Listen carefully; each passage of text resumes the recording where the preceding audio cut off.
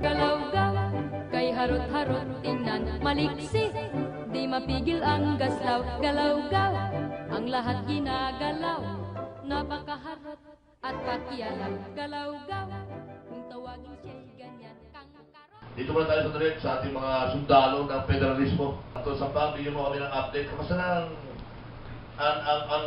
ang gap ng ating mga kabayan dito sa gusto mangyari ni Pangulong Digong na mag-shift tayo sa federalismo. Dahil gusto ko lang pagkitin sa iyo na kami sa Ilocos, nakahanda na kami. May pangalan na kami nun eh. Ilocos Slovakia.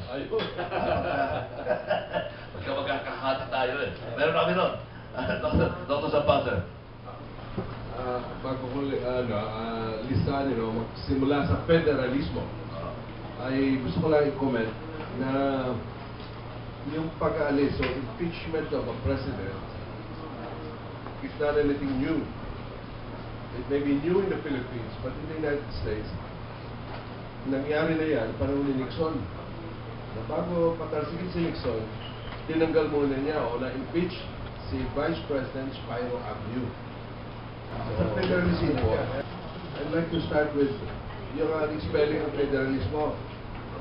Is PH, federalism, no? Kasi ayun sabihin niyan, we are doing research.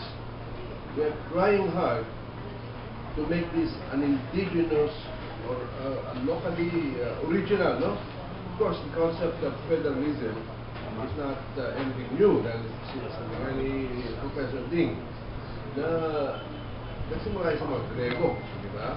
Pero sa atin, yung PH federalism, no? Ay isang attempt to restructure government upang magkakain ng bagong pag-asa sa ating mga tao. We have tried the old system and we know it. We are witness how bankrupt, no, is the present system. Yan ay minano natin, no? Binigay sa atin yung mga una ng mga Amerikano, yung kanilang modelo ng kanilang bicameral government. No? So nakita natin, yun nangyari 100 years ago, ganun pa rin. Kaunti ang mga mayaman at ang mga hirap, marami pa rin. Pag nabasa niyo yung dyaryo ngayon, umaga, makita niyo lahat ng namin sa taas, yung mga in-check. Noon dati walang mga in-check masyado, no? Nandiyan yung mga Kastila. Pero pinagbigyan sila, John de Marcos, binigyan sila ng puwang, ng space, and being entrepreneurial, no? At pag-aalaga ng mga politiko, sila nangingibawa sa ating ekonomiya. So ano nangyayari sa ating bayan? Mahirap pa rin ang Pino. Ang eleksyon, kontrolado ng mga may kaya, na may mga pangalan, no? Ngayon, doon po sa federalismo natin, meron po tayong paraan, an attempt to dilute the dynasty problem natin. Ipapaliwanag din po ni Professor Ding, no? At ang masasabi nito, ayon kay Chief Justice Uno, kailangan ng tunay na pagbabago. Kailangan ito na structure, hindi pwedeng patsi-patsi. Others who are opposed to federalism says, pero kayo local government code, yun na lang ang inyong pinuhin. Ano po na 30 years na yung local government code. Yun ang ginawa pa rin ni Nene. If we succeed with federalism, we owe debt of gratitude to former Senator Nene Trinidad. Yung kanyang panukala po, hindi yun ang ating, we are improving on this concept, but that he pioneered on the idea of federalism. I think we owe debt of gratitude to the old man. No? So, the details of will be explained by Ding, no? But just to let you know, ito pong hindi madali ang pagbabago natin. We will do battle with the oligarchs. Many of them are in Congress, both houses. Magtatanggol nila ang status quo. Ang ating pong attempt dito sa DILG, Task Force Federalism, is to turn around the situation and give hope for the little man. natin kung ano sa aming pag-konsulta sa baba. In consultation with the people on the ground.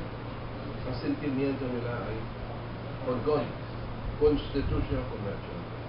Dahil the other alternative is constituent assembly. Ang constituent assembly po, ang ibig sabihin niyan, yung mga nasa Kongreso, ang silang gagawa ng batas ng federalism. And the people on the ground are suspicious, are very cynical about how they will repair the damage of the present system. Ang ating panukala ay baguhin ang sistema. So instead of the bicameral natin ngayon, we are proposing for a federalism that's parliamentary in nature. Ibig sabihin ng parliamentary, majority rules, usapan ng marami, at hindi lamang desisyon ng isa. You know, President Duterte, to his credit, sabi niya, pagka naayos natin itong federalism, he is willing to step down. But, dito sa ating panukala, maraming mangyayari. Ngayon kung I just want to remind you, na sa Sabado, March 25, ay punta kayo sa inyong mga barangay. Imagine you belong, kahit nasa Forest Park kayo, meron pa kayong barangay doon, no? So punta kayo sa inyong, usually that starts at 9 o'clock, so be there.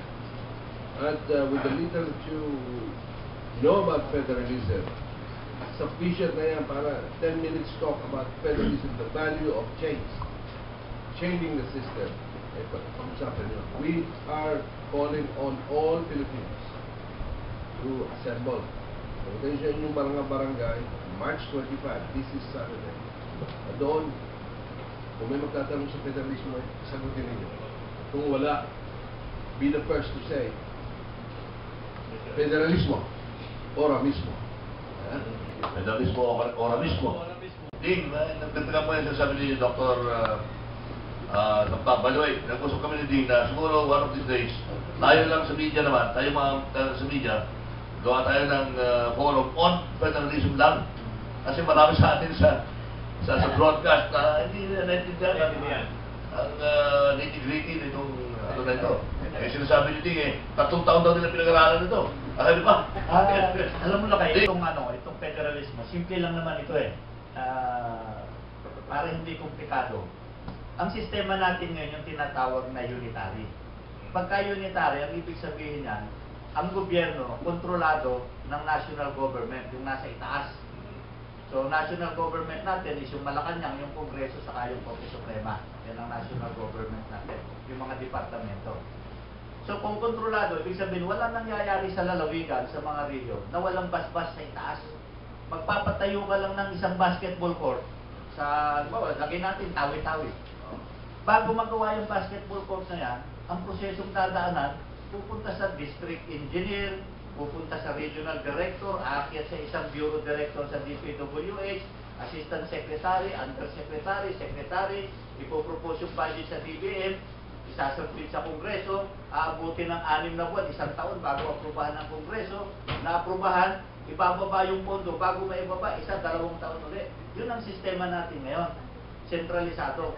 Ngayon, ang federal, ibig sabihin lang yan, yung kapangyarihan ng national government, babawasan natin. Siguro, tatanggalin natin mga 70%. Saan natin ibibigay yung kapangyarihan? Ilalagay natin dun sa region. Lilikha tayo ng regional or state government. So, yung Region 1, sa inyo, sa Ilocos, sabi mo nga, magkakaroon ka ng Ilocos Lubakia. So, pagdating sa region, yung mga region yan, magkakaroon sila ng sariling legislative assembly. So, yung budget ng para sa region, hindi na pag-uusapan dito sa Maynila. Pag-uusapan na yan doon sa legislative assembly ng region. Sila nang magbabudget, sila nang magtatalaga ng mga proyekto. Yung pera, automatic, mula sa national government, bagsak na kaagad sa region. So, hindi na pagdedebatehan ng napakatagal dyan sa Kongreso o sa Parliament. Tapos, from the regional government, diretso na sa local government. So, ang ibig sabihin lang ng federalismo, binababa natin yung kapangyarihan, yung pondo, yung paggawa ng polisiya, programa at proyekto doon sa mga region at sa mga local government. Yun ang pinakasimpleng explanasyon ng federalismo. At yan ang gustong gawin ng Pangulo. Alam mo, magtataka pa sa presidente natin. Inihalal siya dito sa sistemang ito na kung tutusin, okay ito. Ako ang may hawak ng lahat. Di ba? Kontrolado niya yung gabinete, kontrolado niya yung mga lahat ng walang lalabas na pondo sa gobyerno nang walang approval ng BBM sa Malacanang na under the office of the President. Pero sabi ng Presidente, pangit ang sistema niya, baguhin natin dahil yan ang nagpapahirap sa ating bayan. Upang mapadali ang Federalismo. federalismo, upang ora mismo, Oo. impeach muna si Lenny kasi kung si Lenny, walang pag-asa ang federalismo. Walang pag-asa.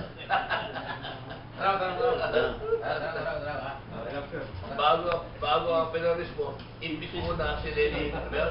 Imbis natin lahat para tunay na pagbabago. Sa experience natin sa Pilipinas, yung attempt natin for amending the Constitution, palaging hindi nangyayari under normal condition. There are two cases, na nangyari ang amendment of the Constitution nung Marcos time na medyo emergency ang situation, at saka nung Cory time na abnormal din ang situation. Do you think for the proponents of the federalism, do you think that there is a need for an abnormal condition to hasten the adoption of a federalist form of government? Well, unang-una, abnormal na nga yung sitwasyon natin. Kaya talaga dapat medyo bigyang focus natin yung federalism. Dahil yung federalism, ito ang long-term solution. Yung sa pinapanukala natin sistema, kahit yung impeachment, mawawala eh. Because in a parliamentary system, you don't need to impeach the Prime Minister. Simple vote of no confidence sa Parliament, mapapalitan na yung Prime Minister pag may problema ka sa Prime Minister. Now, ano ba kaya ang magpapabilis dito sa kampanya natin sa federalismo?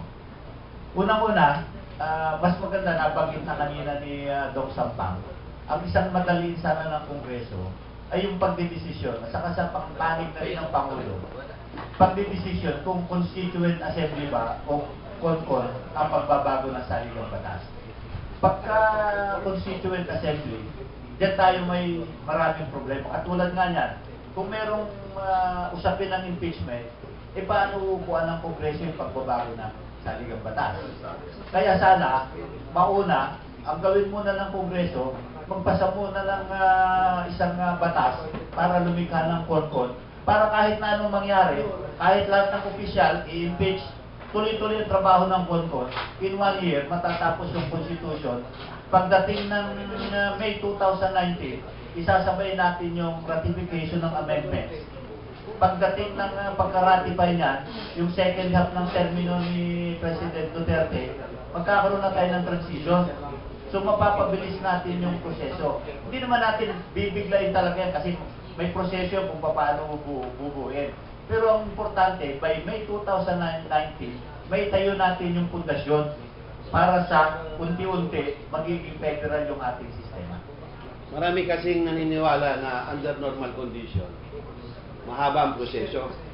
Yung mga proponent na dahil sa sitwasyon natin ngayon, na napakalakas ng oposisyon din, dahil hindi lang internal pati external pressure nandito yan Pero mga proponent na why don't the President declare a revolutionary government?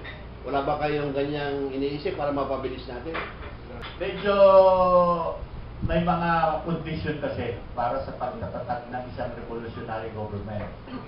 There has to be conditions sa lipunan para gamitin yung katulad ng ginawa ni Cory na nagtayo ng isang revolutionary government. So that can happen kung mayroon talagang kabuluhan at kinakailangan na ang Pangulo to take control and declare a revolutionary government. Wala kasing specific provision sa Constitution on how the President can declare a revolutionary government. So, merong konting elemento yan na medyo outside of the Constitution. the conditions have to be present. So ano pa yung halimbawa isang condition na maaaring magpabilis? Right now, meron binuo yung Pangulo na yung 25-man consultative body para maggawa ng mga panukalang pagbabago. So yun ang isang paraan para mapabilis. Para pag mag-con man o con-as, meron ng pagbabasihan yung body kung ano mga pagbabago kailangan gawin. They will not be starting from zero. Ngayon, meron tayong isang nakikitang magandang senaryo. Kasi meron sa Constitution na pwede muna na magpatawag ng referendum para tanungin yung taong bayan kung pabor ba sila na baguhin yung Constitution. Ang kailangan mo kasi doon para magpatawag ng referendum, only a majority vote. Pagka kasi con-as, ang kailangan mo 3/4 na boto. Ang hirap, medyo mahirap kunin yun, lalo na sa Senado. Pag magpapatawag ka ng con-con, ang kailangan mo 2/3. Pero pag magpapatawag ka muna ng referendum, kailangan mo lang majority. Simple majority. 13 senador, 149 na congressman. So ano ibig sabihin ng patawag tayo ng referendum? Yun lang kailangan nating boto ron. Tatanungin lang tao, gusto nyo bang baguhin yung Constitution? O gusto nyo bang magpatawag ng con-con, yes or no? Pag nanalo ka ng yes sa referendum, ministerial na para sa Congress na ipatawag yung con-con. Pag hindi nila ginawa yun, we go to the Supreme Court and secure an order kasi may mandato ka na sa tao eh. Pag ayaw pa rin nilang sumunod sa order ng Supreme Court, then you can go back to the Supreme Court to have the entire Congress cited in contempt. Not only in contempt of the Supreme Court, but in contempt of the mandate of the people. So, you can put them under House and Senate arrest.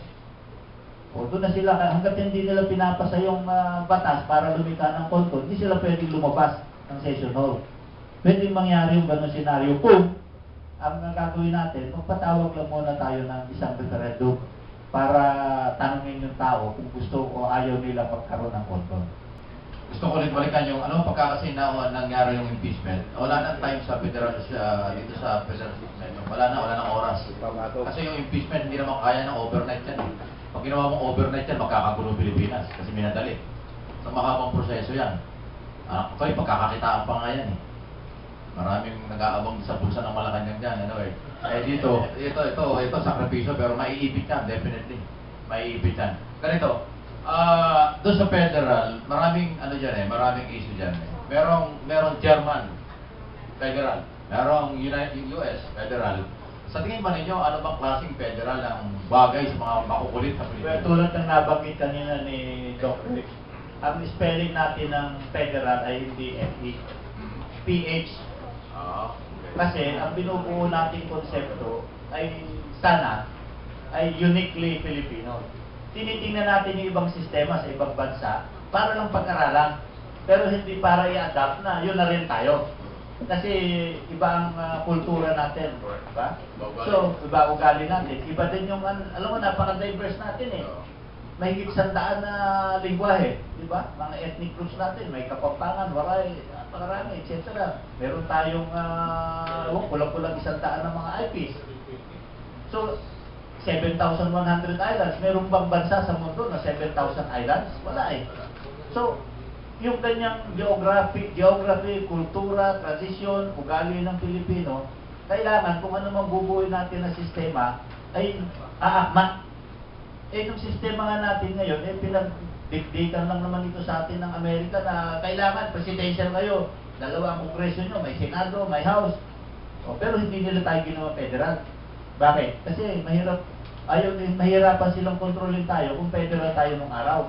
Kaya unitary, yun lang ang pinagkaiba. Pero pinilit sa atin yung sistema natin na presidential. Pero kung titingnan natin sa kasaysayan, sina Bonifacio, sina Mabini, sina Rizal, lahat ng inisip nila under the NAI Constitution, biyak na bato Constitution, Malolos Constitution, parliamentary system lahat yun. Hindi presidential system. Ang nagbigay lang sa atin ng presidential system ay yung Estados Unidos. Napansin ko kasi dito sa campaign ng federalism, walang opposition ng mga foreigners dito. Meron kasing mga nag-iisip na behind itong may support ang foreigners dito para malift yung mga economic provision na papabor sa kanila. Halimbawa, sa Mindanao, they don't need to talk with the central government anymore to exploit the natural resources of Mindanao. So, yung local autonomous or whatever form of government sa Mindanao, siya lang kausap ditong foreign interest na matagal nang nag-aabang para bungkalin yung kayamanan natin dyan. Pangalawa, yung issue ng bilang isang independent federal state. Ano kaya mangyayari kung itong Muslim Mindanao ay umalis sa Pilipinas at naging part ng federal state ng Malaysia? Ano ba ang ginagawa nating move para maiwasan ito? Unang-una, hindi kasama yung pagbabago ng economic provisions dun sa pagsusulong ng federalismo. Walang panukala sa panig ng kahit si kay Pangulong Duterte na baguhin yung economic provisions. Si Presidente mismo naniniwala sa sariling industrialization, sariling sikap, sariling tindig natin, di ba? Sa pagpapalago ng ekonomiya. Pangalawa, dun sa exploitation ng natural resources. I-correct natin siguro, may mga impression, naliliga tayo ng independent states. Hindi tayo, yung mga region natin, hindi sila magiging independent. They are still part of one republic, Federal Republic of the Philippines. Hindi sila independent. Sa gagawin natin sistema, may provision na walang pwedeng magdeklara na hihiwalay sila. Kasi, unang-una, yung armed forces natin, kontrolado pa rin ng national government lang, hindi ng mga state or regional governments. Iisa lang. Precisely para walang mag-isip na hihiwalay. Kung meron kang armed forces, hihiwalay ka, di ba? Baka mag-isip ka. Pero kung wala ka namang gano'n, hindi ka mag-iisip dahil kontrolado ng isang ng national government yung armed forces. Now, dun sa natural resources, kung iisang republika pa rin tayo, Federal Republic, ang susundin natin na doktrina, yun pa rin Regalian Doctrine pagdating sa usapin ng natural resources. Ano yung Regalian Doctrine? All natural resources belong to the state. And the state being referred to is the Republic of the Philippines. So walang absolute control. Halimbawa, yung ARMM, they will not have absolute control of all natural resources in the region. What will happen in a federal system is simply, ang may hawak pa rin yung national government, pero pagdating sa hatian, pagdating sa pamamahala, pagdating sa anong paraan ang gagawin para magamit mo yung resources, hindi decision lang ng national government, decision ng dalawa. At pagdating sa hatian, medyo mas lamang sa pakinabang yung mga probinsya at yung region kaysa sa national government. Kaya mapapangalagaan pa rin natin yan, hindi pa rin magiging papasukin ng mga dayuhan para kung makikipag-usap lang dun sa regional government. Kailangan pa rin yung national government. Region by region, meron din pong hindi sumasangkayan sapagkat yung pong mga lugar na walang income, mababa. Ang magiging problema po natin para ipabatid yung mababang income, ay hindi po maghihinakit po dun sa mas maraming income. So nagkakaroon po ng problema dun sa mga tagapamahala, lalo tigit sa mga politisyan natin. Iba po kasi yung kanilang kultura na walang income. Kukunin ba sa national government yung income o doon sa karating region para naman sila yung maging parehas? Ganito po yan. Doon po sa sistema ng federalism, meron ding redistribution ng kita, ng resources ng gobyerno. So, halimbawa, ang mangyayari, kada region, yung budget halimbawa ngayon, theoretically, speaking theoretically, yung magkano halimbawa ang budget sa ngayon ng national government sa, let's say, Region 1, okay? Yung budget na yan, bagamat nakalaan para sa Region 1, kontrolado ng national government. Hindi makakarating doon kung walang signal ng national government.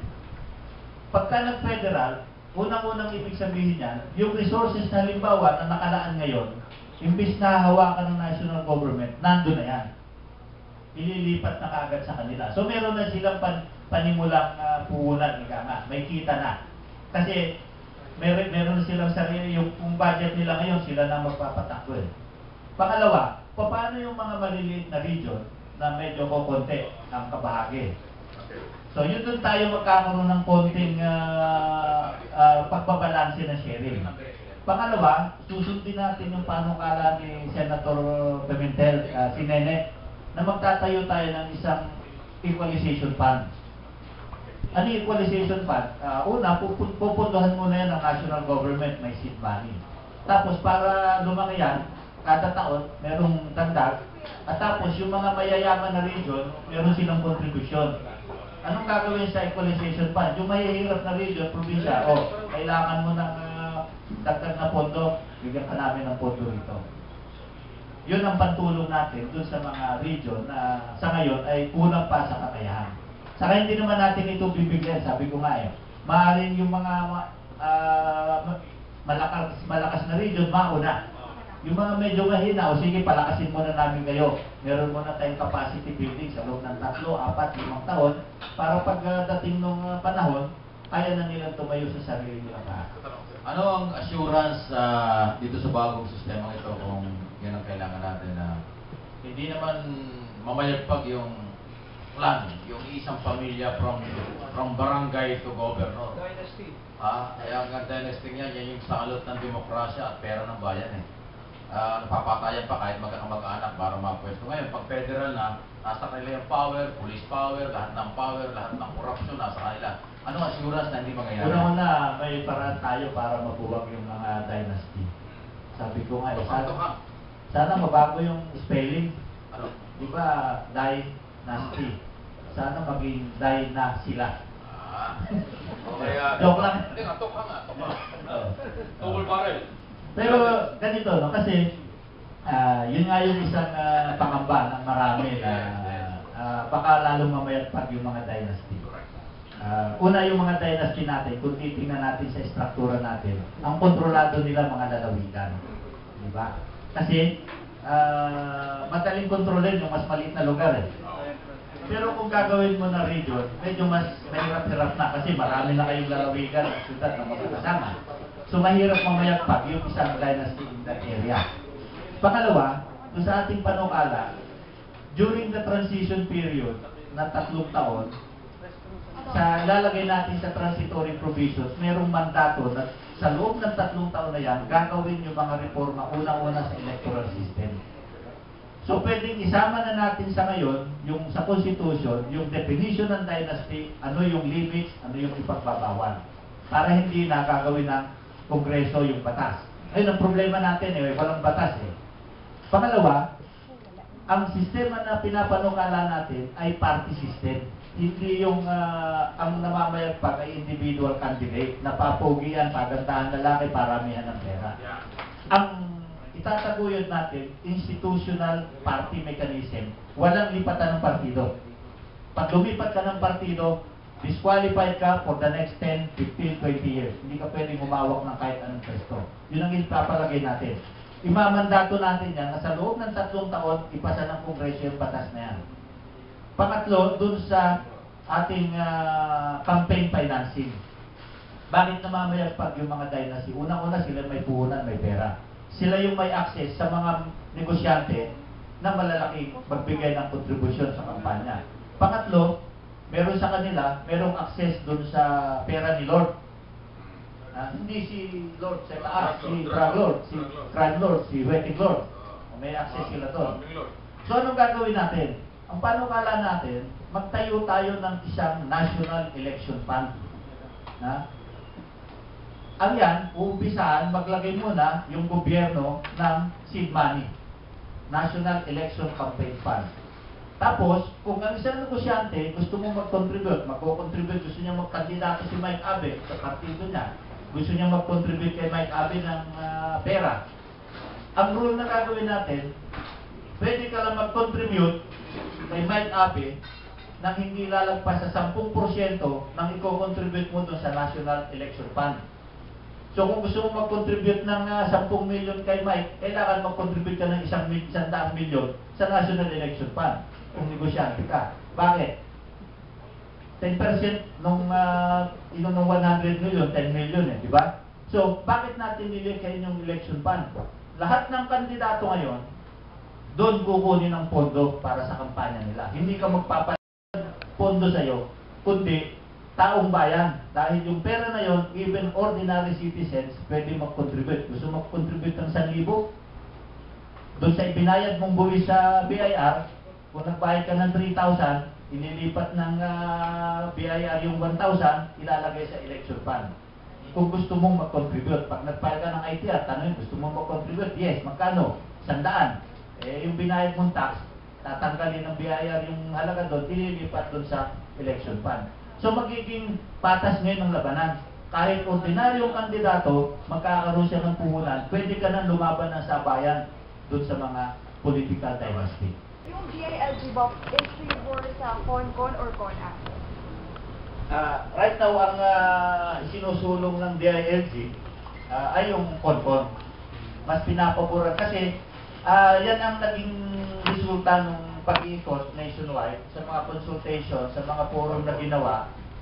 Tinatanong din namin yung mga tao, ano ba ang kanilang preference?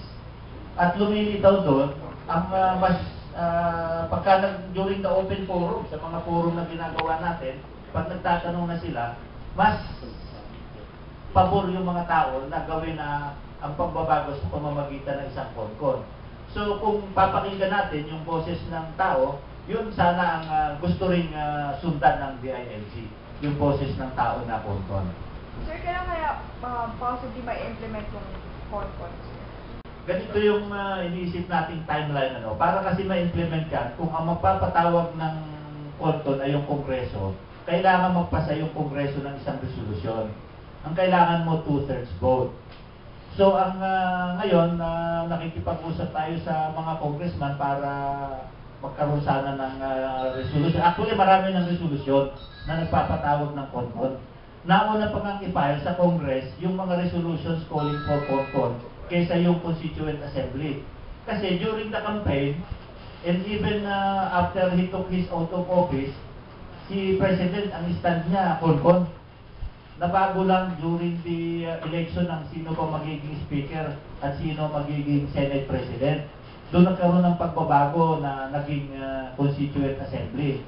Kasi baka gusto ng mga congressman at senador, sila na ang gumawa. Pero maraming ang problema yan pagka sila ang gagawa. Kasi unang-una yung time. No? 6 na buwan sa isang taon, puro budget lang pinag-uusapan nila. May mga investigasyon pa, may iba pang batas, kung ano-ano pa. So kailan masisingit yun sa Congress? So kung halimbawa may pasa ng Kongreso yung resolution at saka yung batas, ang hinahabol sana natin, maisabay yung election ng delegate sa CONCON dun sa barangay elections sa October. O kung hindi man, later in the year, December, kung ma-postpone natin para sabay na yung halalan ng CONCON at saka yung barangay sa either October up to December. Tapos makukonvene yung CONCON by January. It will take them 1 year. Lagyan na natin kasi yung 1971 Constitutional Convention, umabot ng 1 taon yun, mga 1 year and 2 months bago nila natapos yung Constitution. So, using the same experience, from learning from that experience, pwede natin sabihin na 1 taon matatapos. Para pagdating ng May, midterm elections, isasabay na natin yung ratification ng amendments to the Constitution. So, yun sana yung ating hinahabol na schedule dito sa federalism. Additional siguro, pagka CONCON, may mga delegado galing sa private sector. Bilyon ang gastos dyan. At may safeguard tayo na hindi naman pro-incumbent o visa yung magiging laman ng saligang batas. Hindi katulad ng CONAS, sila lang magbubulungan dyan, patay tayo. Yan ang istorya dyan. Kaya pinakamaganda yan, tayo sa media, mag-aral din tayo kasi hindi tayo pwedeng madalalag sa mga maganda sinasabi ng mga nagsasalita, lalo ng mga politiko, dahil karamihan yan, vested interest lamang. Kasi wala yung mga oppositor ditong federalism, no? Ako na lang ang magsasalita kasi narinig ko na yung mga puntos nila eh. Sige. Ang sabi nila Joey Lina at saka ni Perdi Passion, against sila sa federalism dahil malaki ang danger na ma-disintegrate ang bayan natin. ang counter proposal nila, why don't we strengthen local autonomy and why don't we amend the sharing of the revenues from each region? Anyway, as of now, dalawa pa lang talagang organisadong region eh. Itong ARM at saka itong Caro. Bakit natin hindi palakasin ang ibang region para preparado sila at saka kung masyadong centralized ang kita ay i-amend natin along that line. Yun po ang puntos nila. Anong pong sagot ninyo dyan? Actually, that has been tried for the last 50 years. Well, ang response dyan was yung local government code na 30 years ago was passed by Congress. Ang tanong, ano nangyari sa local government code? Ayon sa batas, yung sa tuwing magpapalit ang Kongreso, ang isang prioridad nila is to take an overview on what is required, what needs to be amended in the code. Now, we look at the records. Walang nangyari dyan sa attempt to decentralize, devolutionize government.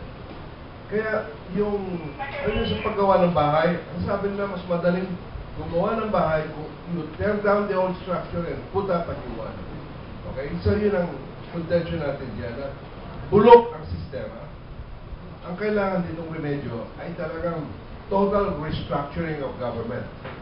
Kaya yung attempts na yan are attempts by oligarchs, mga interest groups, not to do anything. So by not doing anything, how can you expect a different results? So ang ating ngayon ay ito na ang golden opportunity under Digong Duterte to make significant and real change. Hindi na i-dream mo ng bola. Hindi na magsasalon pass para to solve a problem that has been there for the last 100 years. So, ang sagot yan, federalism is the answer to solve the problem of employment, to solve the problem of peace and order. Ngayon, isa sa panukalaho, actually all these comments about federalism or inputs are all welcome. Pero everything is premature at this point. Kailangan mo na marisolta when it's con as, secure serving, or con. Pagka nabuo na po yan, doon natin lagay lahat ang mga inputs natin. Ang maganda ginawa ni President Digo, parang, alam niyo, lahat pinagandaan eh. Buwan na siya ng isang EO, Executive Order 10, na nagbubuo ng isang 25 committee na to advise him on federalism. Ngayon po, chismis lang, na maaaring mamuno itong CONCO ay si former Chief Justice Renato Poe. Mga pangalan hindi pa nila nilalabas. Ngunit ang mga po yan ay sa aming dialogo, sa aming consultative meeting on the ground. Alam niyo, the ILT has the most extensive network of all the agencies. Pati barangay meron sila representative, municipalities, cities, provinces. Sa aming pong pagkano, out of 86 provinces, we have penetrated about 30, modesty aside, without much help in terms of money. Kami po na-ending voluntary pa hanggang ngayon. Hindi po kami nagsusweldo po. Kaya anyway, we believe in significant change. We believe in change. Kaya ito na po ang legacy. Ito po hindi para sa amin Ding. Although Ding is still younger than me and perhaps can run or be appointed for Concord. Ang ano po natin ito, this is a legacy work. Ito ay pamamahal natin sa future generation na hindi sila magkakaroon ng problema katulad niya harap natin. Dahil sa bagong sistema na bibigyan ng bagong. Taga ko lang yun sa disintegration. Sa kasalukuyang takbo ng bayan natin, mas malaki yung chance na magkaroon tayo ng disintegration. Kasi napakahaba na ng panahon ng problema sa Mindanao. Panahon pa ng mga Kastila, problema na yan eh. 500 years. Mali na nag-umpisa ang problema sa Mindanao noong 1960s. Hindi, panahon pa ng Kastila, problema na yung Mindanao. Bakit? Kasi iba yung... Bago pa dumating yung mga Kastila, mas advanced ang government system sa Mindanao kaysa sa Luzon. Yung sultanate system doon ay matatag kaysa doon sa mga nandito sa Luzon. Kaya nga nahirapan yung Espanya at yung Amerika na sakupin yung Mindanao eh. Kaya nga kinailangan pang inventohin ng Amerika yung caliber 45 para lang pang baril sa mga Muslim brothers natin. Hindi nila kayang patumbahin ng 38 o 22 o shotgun. Kailangan ng 45. Diba? So, ano ba yung kahilingan na matagal na ng mga kapatid natin sa Mindanao? Magkaroon ng a certain degree of self-governance, self-determination. Yung hindi naman na puro na lang kung anong gusto ng Maynila, yun lang ang nangyayari. At wala silang representasyon halos. Sa loob ng kulang-kulang 100 taon, 84 years, no?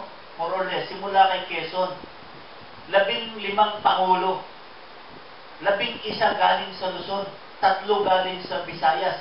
Ngayon lang meron sa Mindanao. Ngayon lang nagkaroon ng 3 senador from Mindanao. Sa kahaba-habang panahon, 1, 2 senador from Mindanao. Walang representasyon. Ito, sabi nga ni Presidente, ito ang huling baraha para hindi lumala pa ang problema sa Mindanao. Dahil babalik at babalik yung separatist sentiment ng mga tao sa Mindanao kung hindi pa natin pagbibigyan ngayon yung sistema federal. Yun lang ang magbibigay sa kanila at sa mga kapatid natin sa Cordillera ng assurance na magkakaroon sila ng konting degree man lang ng self-determination na bigyan naman kami ng kapangyarihan, pagkakataon na kami ang mamalakad, mamahala sa aming buhay. Hindi yung puro na lang kami dikta ng Maynila.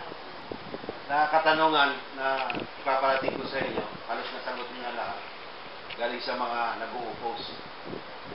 Ang tanong ko nila na huli, ano po ang mangyayari kung halimbawang biglang mawala ang ating presidente? Yan nga yung kaya bakit dahilan kung bakit natin isinusulang yung Constitutional Convention. Dahil pagka-konton tayo, magkakaroon yan ng plenary powers. Makapangyarihan yan. At saka, yung mga taong ilalagay natin dyan, eh yung mga wala pang mga vested interest, sabi nga ni Mike, sana ganun na mangyari. Kaya nga ang panukala natin, 60% lang ang ihahalal natin, yung 40% i-appoint natin doon sa iba't ibang sektor. At saka yung mga magagaling na mga Pilipino, katulad ng mga retired justices, yung mga dean ng law, political science, economics, sa mga eskwelahan, mga profesor, diba? Yung mga leader na maasahan, saka yung mga iba't ibang sektor, para balanse. So, pagka meron tayong konkon, kahit ano pang mangyari, kahit magpalit tayo ng 10 beses ng presidente, buhay at buhay yung konkon. Tuloy ang trabaho ng konkon. Hindi katulad, pagka ginawa natin, yung Kongreso, Constituent Assembly, eh dyan ang pagka wag naman ang sana mangyari, may mangyari sa Pangulo, sabi magbabago at takbo ng isip ng lahat ng congressman at senador, isasantabi na yan. Mawawala. Pero kung meron kang konkon, tuloy-tuloy yan. Kaya yun ang assurance natin na kahit anong mangyari, kung meron tayong konkon, matutuloy at matutuloy yung pagbabago. Sir, which of the two will happen? Will there be a clash of ideologies or solidification of ideology as a Filipino? Sa totoo lang, napakahirap hanapin sa ngayon kung meron bang ideology ang Pilipino. Wala tayo halos makita ano ba yung talagang trademark na Filipino ideology. Si Marcos tried to write a Filipino ideology. Si Joe Masison, meron silang gustong ideolohiya. Pero sa pangkalahatan, wala pa tayong maituturing natin na talagang uniquely Filipino ideology. Siguro yan, mabubuo natin. Kung sakali, in the clash of so many ideas, sa konkon, at sa pagbabago natin ng sistema, baka sakali, doon tayo makaubuo ng isang tunay na ideolohiyang Pilipino. May isa tayong sinusundang lantasana. Yung bang kamalayang kayo manggit.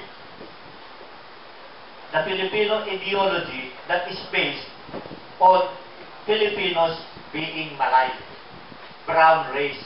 Hindi yung ideolohiya natin ngayon na may halong Espanya, may halong Europa, may halong Amerika, pinagtagpi-tagpi. Hindi natin makita kung anong itsura.